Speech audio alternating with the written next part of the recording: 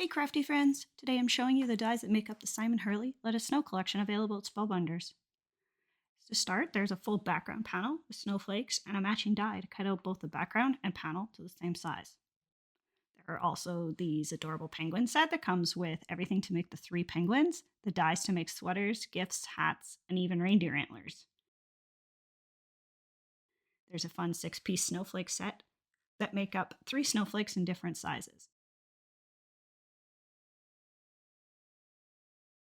Finally, a set of handwritten holiday sentiments and their outlines to make them bolder. We have Merry Christmas, Happy Holidays, Let It Snow, Noel, Warm Wishes, Joy to the World, and Deck the Halls.